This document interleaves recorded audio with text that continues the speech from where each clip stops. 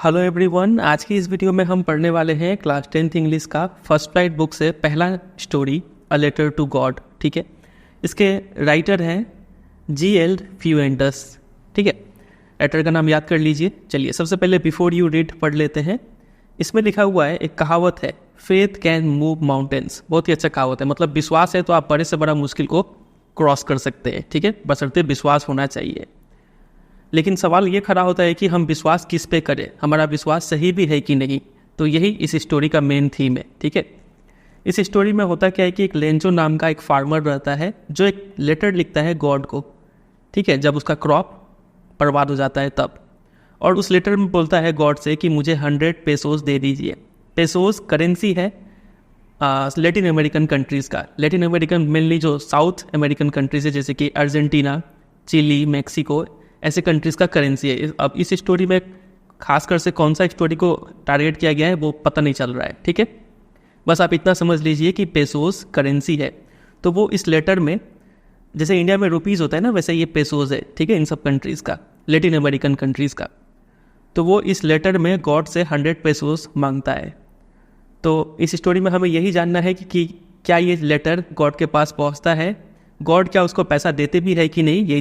यही सब चीज़ हमें इस स्टोरी में पता चलेगा। ठीक है, उससे पहले एक दो वर्ड एक्स्ट्रा आप याद कर लीजिए। लेंजो इस स्टोरी का मेन कैरेक्टर है, और किसी भी स्टोरी का मेन कैरेक्टर को लीड कैरेक्टर, लीडिंग कैरेक्टर या फिर प्रोटागोनिस्ट भी बोलते हैं। ये वर्ड याद रखिएगा। ठीक है, इसके ऊपर क्वेश्चन बन जाएगा, समझे। चलिए आगे देखते हैं, स्टोरी स्टार्ट करते हैं। स्टोरी यहाँ से स्टार्ट हो रहा है। लिखा हुआ है, the house, the only one in the entire valley, sat on the crest of a low hill. तो एक घर को यहाँ पे डिस्क्राइब किया हुआ है। ये घर जो है, ये इकलौता घर है पूरे वैली में। वैली क्या होता है आप इस पिक्चर पे देख सकते हैं। पहाड़ के बीच में जो नीचे का एरिया होता है, धंसा हुआ एरिया, लो लाइंग एरिया, इसी एरिया को वैली कहते हैं। ठीक है, तो इस वैली में एक ही घर था, इकलौता घर। ठीक है, और वो घर, जैसे ये हिल हो गया, हिल के बीच में ये वाला एरिया तो वैली है। ठीक है, तो एकदम ही वैली नीचे में नहीं बना हुआ था। ये घर कहाँ बना हुआ था? Sat on the crest of a low hill. एक छोटा सा हिल था यहाँ पे, उस हिल के ऊपर घर बना हुआ था। समझे कि नहीं। चलिए ये बात याद रखिएगा, ये इकलौता घर है, द ओनली हाउस। ठीक है, तो ये हाउस एक छोटे से हिल के क्रेस्ट यानी टॉप ऑफ अ हिल, उस हिल के टॉप में था। तो थोड़ा हाइट था इस घर का। तो from this height one could see the river. इस हाइट से रिवर इजीली दिख जाता था। Plus the field of ripe corn dotted with flowers that always promised a good harvest. River दिखता था सबसे पहले, और दूसरा चीज़ क्या दिखता था? The field of ripe corn. जो खेत है, मैदान है जिसमें कॉर्न यानी मकई बोया गया था, वो दिखता था, वो फील्ड। और उस फील्ड में जो कॉर्न थे वो सभी पक चुके थे। और उस फील्ड कॉर्न्स के बीच में क्या दिखता था? डॉटेड विथ फ्लावर्स, या फिर वाइल्ड फ्लावर्स को बोला गया है। ठीक है, बीच बीच में एक दो जंगली फूल भी दिखते थे। जंगली फूल दिखने का मतलब ये है कि वो जो लैंड है वो काफ़ी ज़्यादा फर्टाइल लैंड है। और फर्टाइल लैंड होने का मतलब ये अच्छा अंदेशा है, ये अच्छा इंडिकेशन है कि गुड हार्वेस्ट, अच्छा फसल होने वाला है। क्योंकि लैंड फर्टाइल होगा तो जंगली फ्लावर, चूँकि लैंड फर्टाइल है तो वाइल्ड फ्लावर्स वहाँ पे उगे हुए हैं। और वाइल्ड फ्लावर्स जब उग सकते हैं तो डेफिनेटली ये कॉर्न भी अच्छा फसल देगा। समझे यहाँ तक। चलिए फिर आगे देखिए। The only thing the earth needed was a downpour और एटलीस्ट अ सावर। अब यहाँ पे सिर्फ एक ही चीज़ का जरूरत था। लैंड तो ऑलरेडी फर्टाइल है, सिर्फ एक ही चीज़ का जरूरत था, वो था पानी। Was a downpour. डाउनपोर का मतलब होता है हैवी रेनफॉल। एक अच्छा सा बारिश हो जाए, या फिर अच्छा बारिश नहीं हो तो एटलीस्ट अ लिटिल सावर, हल्का फुल्का ही बारिश हो जाए तो ये फसल और भी अच्छा हो जाएगा। समझे कि नहीं। इस वर्ड को याद रखिएगा, डाउनपोर। एग्जाम में क्वेश्चन पूछते हैं। ऐसे ही एक मिलता जुलता वर्ड है ड्रिजलिंग। आप सुने भी होंगे, मालूम भी होगा। ड्रिजल का मतलब होता है लाइट रेनफॉल, हल्का फुल्का बारिश। लेकिन डाउनपोर का मतलब होता है मोटा मोटा बारिश होना। ठीक है, हेवी रेनफॉल होना। समझे। Throughout the morning Lencho. अब यहाँ पे मेन कैरेक्टर को, प्रोटागोनिस्ट को यहाँ पे इंट्रोड्यूस किया जा रहा है। इसका मतलब ये जो घर था वो घर किसका था? लेंजो का था। याद रखेंगे इस बात को। Who knew his fields intimately had done nothing else but see the sky towards the northeast। यहाँ पे लेंजो के बारे में बताया गया है। लेंजो जो है, who knew his fields intimately मतलब क्लोजली, काफ़ी अच्छे से अपने फील्ड यानी खेत को जानता था। मतलब ये एक फार्मर था लेंजो, प्लस काफ़ी एक्सपीरियंस फार्मर था। इस बात से, इस लाइन से हमें यही पता चल रहा है, ठीक है। तो वो थ्रू आउट द मॉर्निंग, सुबह से लेंचो एक ही काम करे जा रहा था। वो काम क्या था? हैड डन नथिंग, कुछ नहीं कर रहा था, बट सी द स्काई, वो सिर्फ आसमान की तरफ देखे जा रहा था, टुवर्ड्स द नॉर्थ ईस्ट। हो सकता है जिस एरिया में लोग रहते हैं तो वो नॉर्थ ईस्ट दिशा से जो क्लाउड से वो आएंगे और फिर बारिश होगा, ठीक है। वो उसी दिशा में देख रहा था कि कब बादल आएगा और कब बरसेगा। बातें गहराई समझे यहाँ तक? चलिए। और यहाँ पे लेंचो का दिख रहा है कि ये बारिश का इंतजार कर रहा है, मतलब यहाँ पे प्रॉब्लम क्या है? प्रॉब्लम है यहाँ पे सूखापन है, अभी ड्राउट है। समझे यहाँ तक? ये सब कीवर्ड्स है, उसलिए यहाँ पे लिख के रखे हैं। आप भी लिख सकते हैं, और लिखने में अगर आलसी लग रहा है आपको तो ये PDF आपको दे देंगे डाउनलोड करने के लिए, वहाँ से ले लीजिएगा, ठीक है। चलिए, लेकिन अच्छा रहेगा कि आप भी अपने बुक में लिखे तो आपको लिखते लिखते भी कुछ अच्छा याद रहेगा। आगे देखिए, now we are really going to get some water woman. तो लेंचो जो है वो अपना वाइफ को वुमन करके बुलाता है, अपना वाइफ से बोलता है कि अब हमें सिर्फ क्या चाहिए? थोड़ा सा पानी चाहिए, तो बहुत अच्छा होगा। The woman who was preparing supper replied yes God willing. वो वुमन मतलब लेंचो की वाइफ जो क्या कर रही थी? सपर प्रिपेयर कर रही थी, मतलब ये इवनिंग का टाइम है और ये लोग रात के खाने का प्रिपरेशन कर रहे हैं, ठीक है। तो उसकी वाइफ रिप्लाई करती है कि हाँ, जैसी भगवान की मर्जी, भगवान चाहेंगे तो जरूर बारिश होगा। The older boys were working in the field while the smaller ones were playing near the house until the woman called to them all, come for dinner. फिर इनके कुछ बच्चों का डिस्क्राइब किया गया है। तो जो बड़े बड़े बच्चे थे वो लोग अभी भी फील्ड में काम कर रहे थे। कौन सा फील्ड? कॉर्न फील्ड, याद रखिएगा, ठीक है। कॉर्न फील्ड में काम कर रहे थे, जबकि जो छोटे छोटे बच्चे थे वो खेल रहे थे तब तक, जब तक कि उनकी माँ ने उन सबको बुलाया कि चलो आ जाओ, खाना खा लो, ठीक है। It was during the meal that, just as Lencho had predicted, big drops of rain began to fall. खाना खा ही रहे थे वो लोग, तो जैसा लेंचो ने अनुमान लगाया था तभी क्या हुआ? बारिश की बड़ी मोटी मोटी बूंदें गिरने लगी। समझे? मतलब बारिश से स्टार्ट हो गया। अब तो काफ़ी खुशी का बात है, अच्छा फसल होगा। इन द नॉर्थ ईस्ट दिशा से क्या देखने को मिला? A huge mountain of clouds, मतलब बादल आ रहे थे, कुड बी सीन अप्रोचिंग, ठीक है। The air was fresh and sweet, काफ़ी अच्छा हवा चल रहा था और काफ़ी ये मीठा सेंट आ रहा था, ठीक है। मतलब मिट्टी में जब, सूखा मिट्टी पे जब बारिश होता है तो वैसा जो सुगंध आता है वैसा ही स्मेल आ रहा था। The man went out for no other reason than to have the pleasure of feeling the rain on his body. Man यानी लेंचो है वो बाहर निकल गया, कोई काम से नहीं, बस इसलिए निकल गया कि वो बारिश की बूंदों को अपने बॉडी पे फील कर पाए। वो बारिश का मजा लेना चाहता था, इसलिए वो बाहर निकल गया। And when he return he exclaim, और जब वो वापस फिर घर में आया तो बोलता है, these aren't rain drops falling from the sky, they are the new coins. बोलता है कि ये बारिश की बूंदे नीचे नहीं गिर रही है, ये मानो ये बूंदे जो है वो क्या है? कॉइन्स है, ठीक है, पैसा गिर रहा है ऊपर से। The big drops are 10 cent pieces and little ones are 5। जो बड़ी बड़ी बूंदे हैं वो एक एक बूंद का कीमत है लगभग 10 सेंट, ठीक है, और जो छोटी छोटी बूंदे हैं उनका 5 सेंट मूल्य है। ऐसा वो कंपेयर करता है। तो यहाँ पे जो पोइटिक डिवाइस से बोलते हैं वो क्या है? मेटाफर है, ठीक है। यहाँ पे रेन ड्रॉप्स को कंपेयर किया गया है कॉइन्स के साथ डायरेक्टली। एज और लाइक का वर्ड, एज और लाइक जैसा वर्ड यूज़ नहीं किया गया है, ठीक है। इसके बारे में डिटेल में आपको पोएम्स में बताएंगे, अभी आप इतना समझ के छोड़िए कि रेन ड्रॉप्स को कॉइन्स के साथ कंपेयर किया गया है डायरेक्टली। तो पोइटिक डिवाइस हो गया मेटाफर, ठीक है। जब भी कंपैरिजन करते हैं एज और लाइक जैसा वर्ड को यूज़ किए बिना तो वहाँ पे पोइटिक डिवाइस मेटाफर होता है, ठीक है। तो बड़े ड्रॉप्स को 10 सेंट बताया गया है। अब वहाँ पे 1 पैसों में 100 सेंटावोज होता है, तो उसी से अंदाज़ा लगा लीजिए कितने का वैल्यू होगा, ठीक है। ऐसा वो कंपैरिजन करके बोलता है। With a satisfied expression he regarded the field of ripe corn with its flowers draped in a curtain of rain. काफ़ी सेटिस्फाइड होके वो देख रहा था और अपने फील्ड को मतलब काफ़ी इम्प्रेसिव तरीके से देख रहा था। Ripe corn with its flowers में फ्लावर्स से उनको भी देख रहा था। ड्रेप्ड मतलब होता है कवर्ड विथ क्लोथ, ये सब वर्ड मीनिंग्स याद रखिएगा, ठीक है। अभी बताइए कैसा कैसा क्वेश्चन बनेगा। Draped in a curtain of rain, जो वो पूरा फील्ड जो बारिश से ढक चुका था उसको काफ़ी वो सेटिस्फाइड तरीके से देख रहा है ये पूरा दृश्य को। लेकिन तभी कुछ चेंज होता है। अब चेंज क्या है देखिए। Suddenly a strong wind began to blow, तभी एक तेज हवा चलने लगता है। याद रखिएगा स्ट्रॉन्ग विंड, क्या चेंज होता है? स्ट्रॉन्ग विंड बहता है। And along with the rain, और बारिश के साथ साथ, अभी तक तो सिर्फ बारिश हो रहा था, अब बारिश के साथ साथ वेरी लार्ज हेल स्टोन्स, जो बर्फ होते हैं, ओले होते हैं, वो भी गिरने लगे नीचे, ठीक है। पहले सिर्फ बारिश था, अब विंड भी आ गया और हेल स्टोन्स भी आ गया। ये प्रॉब्लम का चीज़ है। These truly resemble new silver coins. अब ये हेल स्टोन जो थे, बर्फ के ओले के जो टुकड़े थे, वो तो अब सच में सिल्वर कॉइन्स की तरह ही दिख रहे थे। The boys exposing themselves to the rain ran out to collect the frozen pearls. और जो इनके बेटे थे वो खुद निकल जाते हैं बारिश में, किस लिए? कलेक्ट करने के लिए ये हेल स्टोन्स को। ठीक है, जो जमे हुए मोती है, ये हेल स्टोन्स को पर्ल्स के साथ कंपेयर किया गया है। ठीक है, उसको बर्फ इकट्ठा करने के लिए चले जाते हैं सब। समझे? It's really getting bad now exclaim the man. अब लेंचो का टेंशन बढ़ता जा रहा है, बोलता है कि अब तो सिचुएशन बुरा हो गया। I hope it pass quickly. लेकिन वो अभी भी आशा नहीं छोड़ता है, वो उम्मीद करता है कि जल्दी से ये हेल स्टोन्स का जो है गिरना बंद हो जाए। ठीक है, लेकिन it did not pass quickly, ये बंद नहीं होता है। For an hour the hail rained on the house, the garden, the hill side, the cornfields, on the whole valley.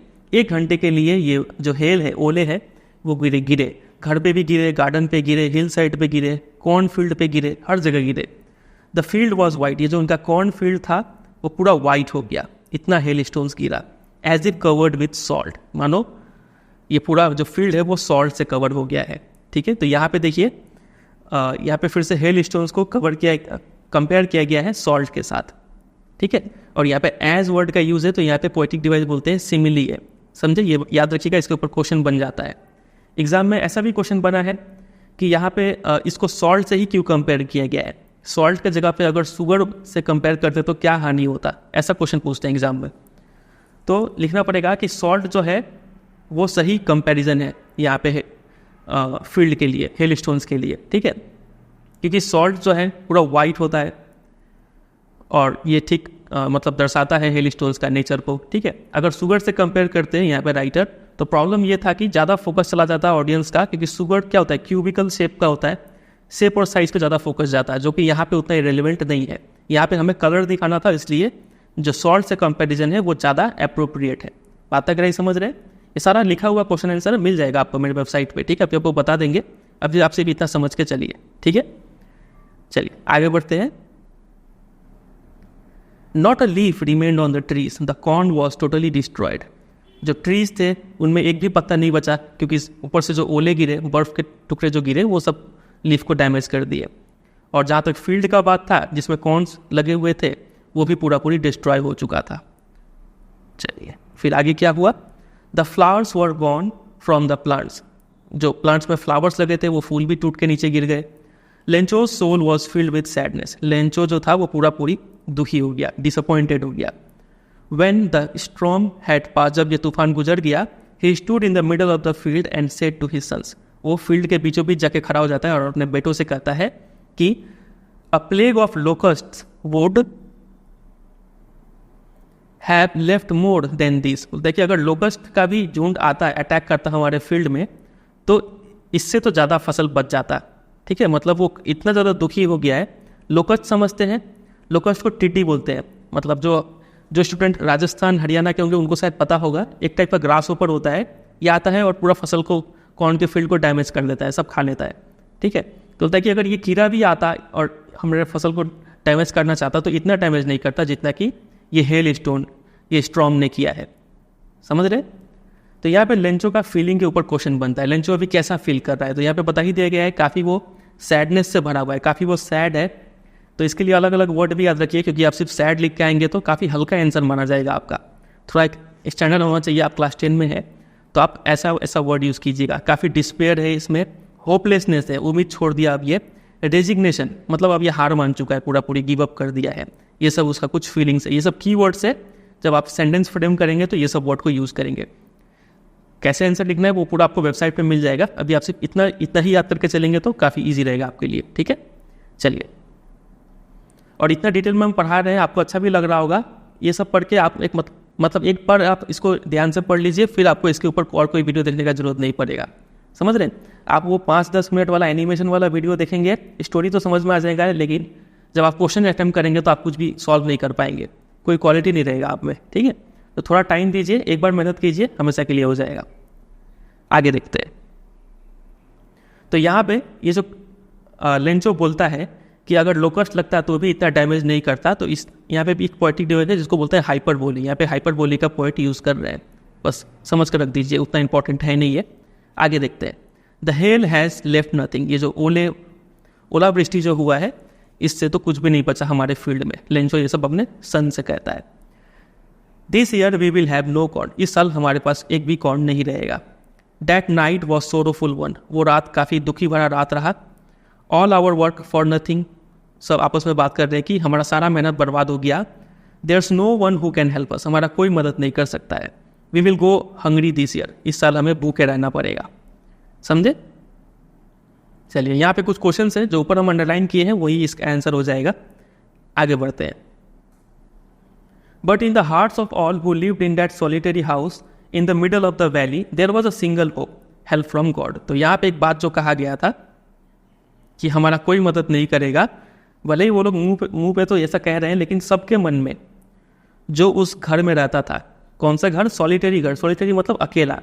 याद है अभी बताए थे स्टार्टिंग में कि उस वैली में एक ही घर था, ये लेंचो का घर, ठीक है। तो उस घर में जितने भी रहने वाले लोग थे, सभी के दिल में कहीं ना कहीं एक विश्वास था, एक होप था। वो होप क्या था? अब भगवान ही कुछ कर सकते हैं, हेल्प फ्रॉम गॉड। और इस स्टोरी का नाम भी आप जान रहे हैं, लेटर टू गॉड, ठीक है। देखते आगे क्या होता है। वाइफ बोलती है, लेंचो की वाइफ बोलती है कि don't be so upset even though this seems like a total loss, remember no one dies of hunger. बोला कि आप इतना उदास मत होइए, भले ही हमें ये दिख रहा है कि पूरा हमारा फसल बर्बाद हो गया, लेकिन एक बात आप याद रखिए कि कोई भी भूख के कारण नहीं मरा है। ऊपर वाला है, वो कुछ ना कुछ जरूर रास्ता दिखाएगा। तो इस पे लेंचो कहता है डेट्स व्हाट दे से। हाँ, यही तो लोग कहते हैं, no one dies of hunger, भूख से कोई मरता नहीं है, लेकिन देखे अब हमारा हाल क्या होगा। All through the night Lencho thought only of his one hope. पूरा रात लेंचो सिर्फ इसी बारे में सोचता रहा, एक ही उम्मीद के बारे में, अब भगवान ही कुछ कर सकते हैं, द हेल्प ऑफ गॉड, ठीक है।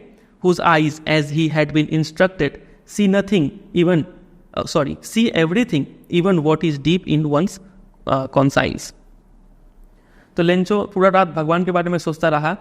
वो उसे कहा गया था, यहाँ पे लिखा है as he had been instructed, जैसा उसे सुनाया गया था, जैसा लोग कहते थे, जैसा वहाँ पे बिलीव था उस रीजन में कि भगवान की जो आंखें हैं, whose eyes see everything, भगवान हर किसी को देखता है। Even what is deep in one's conscience, यहाँ तक कि इंसान के मन में वो इंसान अंदर ही अंदर क्या सोच रहा है, कितना सही कितना गलत, ठीक है। कॉन्साइंस का मीनिंग होता है inner sense of right and wrong. हर इंसान के अंदर क्या चल रहा है वो भी भगवान को दिखता है। तो हमारा फसल डैमेज हुआ ये भी भगवान को दिखेगा, हमारे साथ गलत हुआ ये भी दिखेगा, तो भगवान जरूर हमारा हेल्प करेंगे, ठीक है। अब यहाँ से देखिए, यहाँ से काफ़ी इंपॉर्टेंट लाइन, अच्छा लाइन स्टार्ट हो रहा है। Lencho was an ox of a man. Ox मतलब समझते हैं बैल, ठीक है। ऑक्स ऑफ अ मैन मतलब बैल जानते हैं काफ़ी फिजिकल लेबर करता है, काफ़ी टफ काम करता है, मेहनत वाला काम करता है। तो लेंचो को भी ऐसा ही कहा गया कि लेंचो भले ही बहुत ही ज़्यादा फिजिकल काम करता था, वर्किंग लाइक एन एनिमल, ठीक है, एक एनिमल की तरह अपने फील्ड्स में काम करता था, लेकिन इसके बावजूद but still he knew how to write, उसे लिखना आता था। मतलब लेंचो को पढ़ना लिखना आता था, समझ रहे हैं। तो यहाँ पे वहाँ का सोशल नॉर्म्स बताया गया है। वहाँ पे प्रचलन कैसा था कि जो इंसान जनरली फिजिकल लेबर कर रहा है तो वो पढ़ा लिखा नहीं होगा। लेंचो इस बात का एक्सेप्शन था कि वो इतना फिजिकल लेबर करने का बावजूद भी क्या था, उसको लिखना आता था, मतलब पढ़ना भी आता था, पढ़ा लिखा था वो, ठीक है। द फॉलोइंग संडे, अगले संडे एट डे ब्रेक, मतलब जैसे ही सुबह हुआ, he began to write a letter, वो एक लेटर लिखता है। समझ गए स्टोरी का थीम अब यहाँ पे आ रहा है। किसको लेटर लिख रहा होगा, समझ ही गए आप। Which he himself would carry to town, वो सोचा था कि ये लेटर खुद ही शहर ले जाएगा और इसको मेल में, डाक में दे देगा, पोस्ट कर देगा। It was nothing less than a letter to God, तो वो लेटर और कुछ नहीं, सिर्फ एक लेटर टू गॉड था। भगवान को डायरेक्ट वो चिट्ठी लिख रहा था। उसने चिट्ठी में लिखा कि God if you don't help me my family and I will go hungry this year. समझ गए। I need 100 pesos in order to sow my field again, मुझे 100 पेसोस चाहिए ताकि मैं वापस से बीज बो पाऊँ अपने फील्ड में और जिंदा रह पाऊँ जब तक कि वो क्रॉप फिर से वापस आए। Because the hell strong dot dot, क्योंकि ये हेल स्ट्रॉन्ग ने पूरा बर्बाद कर दिया। ये सब चीज़ वो चिट्ठी में लिखा। He wrote to God on the envelope, envelope में आपको पता है जो राइट हैंड साइड होता है, इस साइड, वहाँ पे जिसको आप चिट्ठी लिख रहे हैं उसका एड्रेस लिखना पड़ता है। तो भगवान का एड्रेस में क्या लिखा, सिर्फ ये टू, और यहाँ लिख दिया गॉड, और यहाँ पे फ्रॉम, अपना एड्रेस यहाँ पे होता है, ठीक है। तो वहाँ पे सिर्फ लिख दिया God. Put the letter inside, फिर लेटर को इस इन्वेलप के अंदर डाल दिया। स्टिल ट्रबल्ड, अभी भी वो काफ़ी ज़्यादा टेंशन में था, टाउन में गया, ठीक है। एट द पोस्ट ऑफिस पहुँचा। पहुँचने के बाद उसने इस लेटर पे एक स्टैंप लगाया और स्टैंप लगाने के बाद इसको मेल बॉक्स, जो पोस्ट बॉक्स था, उसमें डाल दिया, ठीक है। डालने के बाद वो घर आ गया। फिर एक दिन क्या होता है कि one of the employees who was a postman and also help at the post office went to his boss laughing heartily and showing him the letter to God. तो पोस्ट ऑफिस का एक एम्प्लॉय था जो कि एक postman था और कभी कभी वो पोस्ट ऑफिस में भी काम करता था, मतलब ऑफिशियल काम भी करता था, ठीक है। पोस्टमैन का काम क्या होता है? लेटर बांटना। ऑफिस में बैठने का तो काम नहीं होता इनका, लेकिन ये पोस्टमैन ऑफिस का भी काम करता था थोड़ा, ठीक है। तो वो एम्प्लॉय जो था उसको ये चिट्ठी मिलता है और वो चिट्ठी पाने के बाद काफ़ी हंसता है और हंसते हंसते ये चिट्ठी जाके अपने बॉस को दिखाता है कि देखो एक इंसान ने कैसा चिट्ठी दिया है, गॉड को दिया है। तो उसका बॉस कौन था? Post master. किसी भी पोस्ट ऑफिस का जो हेड होता है कौन होता है? पोस्ट मास्टर, ठीक है। Never in his career as a postman had he known that address. उसने अपने पूरे करियर में इस एड्रेस को वो नहीं देखा था, ना जानता है गॉड कहाँ डिलीवर करेगा वो, ठीक है। The post master a fat amiable fellow, ये वर्ड याद रखिए, एमिएबल काफ़ी अच्छा वर्ड है, मतलब फ्रेंडली एंड प्लीजेंट इसका होता है, ठीक है। खुशमिजाज मूड का था ये पोस्ट मास्टर, मोटा था थोड़ा। ऑल्सो ब्रोक आउट लाफिंग, तो पोस्ट मास्टर यानी जो बॉस को जब ये बात पता चलता है तो वो भी काफ़ी हंस पड़ता है। But almost immediately he turn serious, लेकिन तुरंत वो सीरियस होता है और अपने डेस्क पर लेटर को रखते हुए कमेंट करता है, बोलता है कि व्हाट फेथ, मतलब क्या विश्वास है। I wish I had the faith of the man who wrote this letter, मतलब कि काश मेरे अंदर भी ऐसा विश्वास होता, इस इंसान जैसा विश्वास होता जिसने ये चिट्ठी लिखा है। सीधा गॉड को चिट्ठी लिख दिया, इतना विश्वास उसको कि भगवान उसका चिट्ठी पढ़ेगा। So in order not to shake the writer's faith in God, writer यहाँ पे कौन है? लेंचो। तो लेंचो का विश्वास भगवान से न उठे, इसलिए पोस्ट मास्टर के दिमाग में एक आइडिया आता है। वो आइडिया ये था कि इस लेटर को आंसर कर दो। इस लेटर को आंसर कर देंगे, लेंचो को लगेगा कि ये लेटर भगवान की तरफ से आया है, ठीक है। But when he opened it, लेकिन जैसे ही पोस्ट मास्टर ने उस इन्वेलप को खोला तो पता चल गया कि यहाँ पे सिर्फ गुडविल के अलावा और भी कुछ चाहिए। सिर्फ लेटर आंसर करने से नहीं होगा, लेटर पढ़ के समझ में आया कि उन्हें 100 पेसोस का जुगाड़ भी करना पड़ेगा, ठीक है, क्योंकि लेटर में तो 100 पेसो मांगा गया है। तो सिर्फ गुडविल, इंक और पेपर, सिर्फ रिप्लाई करने से नहीं चलेगा, पैसा भी खर्चा करना पड़ेगा। पोस्ट मास्टर को ये पता चला, लेकिन पोस्ट मास्टर अभी भी स्टक रहा अपने रिजोल्यूशन पे कि इस इंसान का विश्वास भगवान पर से नहीं उठने देंगे। तो वो पोस्ट मास्टर क्या करता है? He asked for money from his employees, वो अपने एम्प्लॉइज से पैसा मांगता है, खुद भी अपना पार्ट का सैलरी से भी कुछ पार्ट वो इसमें डालता है, ठीक है। फिर अपने दोस्तों से भी कहता है कि सबको इसमें थोड़ा थोड़ा पैसा दो, एक चैरिटी के लिए है। तो इतना एफर्ट वो मारता है पोस्ट मास्टर। एग्जाम में क्वेश्चन पूछते हैं, ठीक है, कि पोस्ट मास्टर क्या क्या करता है हेल्प करने के लिए। तो इतना जुगाड़ लगाने का बावजूद भी इम्पॉसिबल रहा उसके लिए 100 पेसो इकट्ठा कर पाना, ठीक है। वो कितना इकट्ठा कर पाया? He was able to send the farmer only a little more than half. 100 peso का हाफ कितना होगा? तो होगा 50। तो 50 से लिटल मोर, थोड़ा ज़्यादा।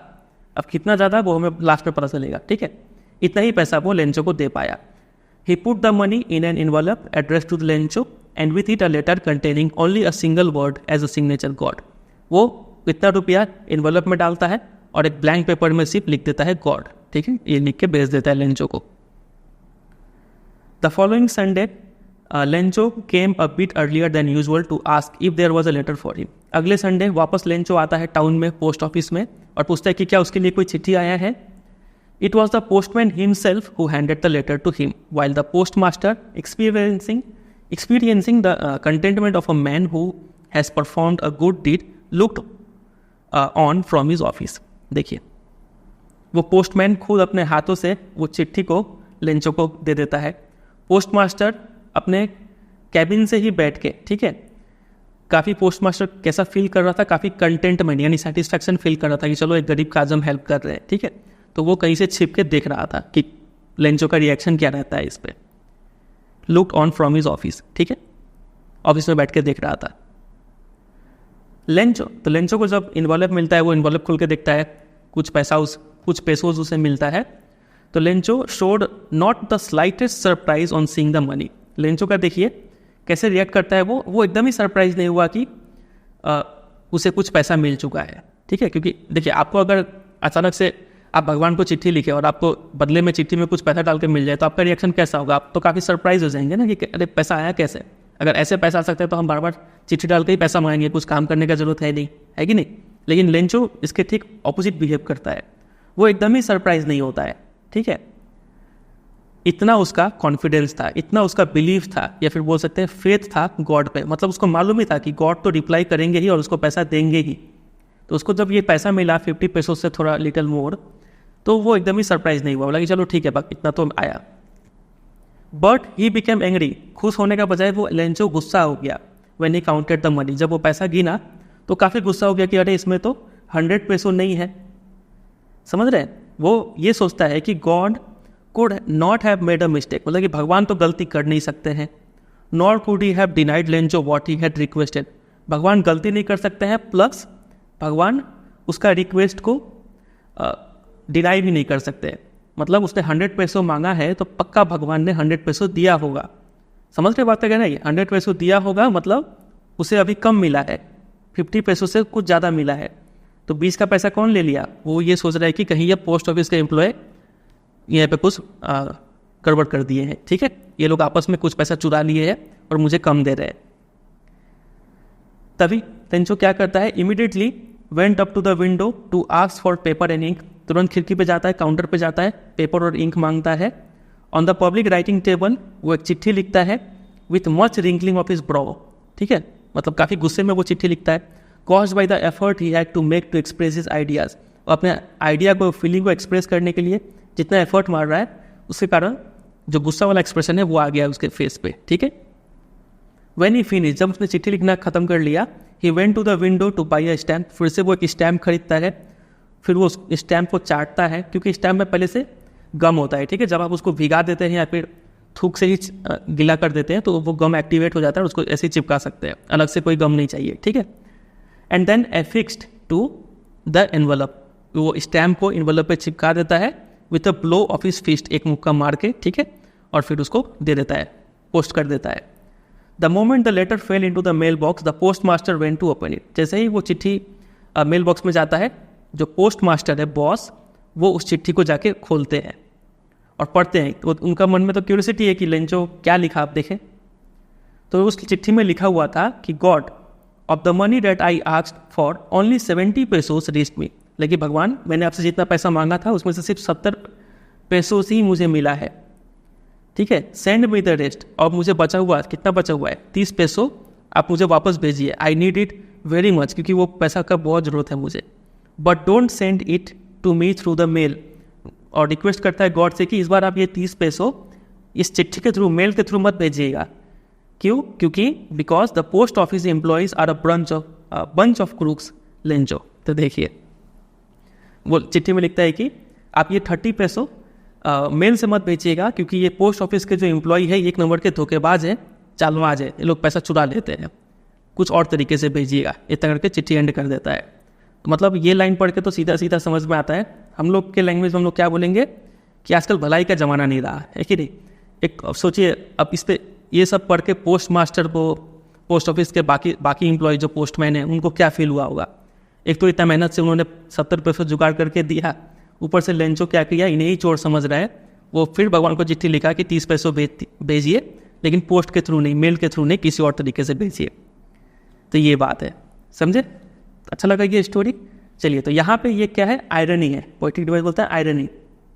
यहाँ पे लेंचो जिसको गलत समझ रहा है, असल में वही सही है, ठीक है। लेकिन क्या ही कर सकते हैं, लेंचो का फेथ ही इतना है गॉड पे कि उसे ये सब विश्वास ही नहीं हो रहा है। मतलब वो अब गॉड को ही सही मान रहा है और ये सबको गलत मान रहा है, ठीक है। चलिए, तो ये पूरा जो PDF है जिसमें वर्ड मीनिंग्स लिखा हुआ है, अंडरलाइन किया हुआ है, ये पूरा PDF आपको मेरे वेबसाइट पे मिल जाएगा, आप लिंक देख सकते हैं, यहाँ पे जाके आप इसको डाउनलोड कर लीजिएगा, ठीक है।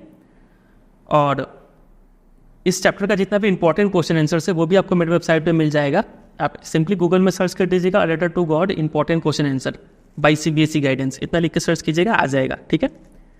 चलिए, और वीडियो को एंड करने से पहले एक छोटा सा होमवर्क आपको देंगे।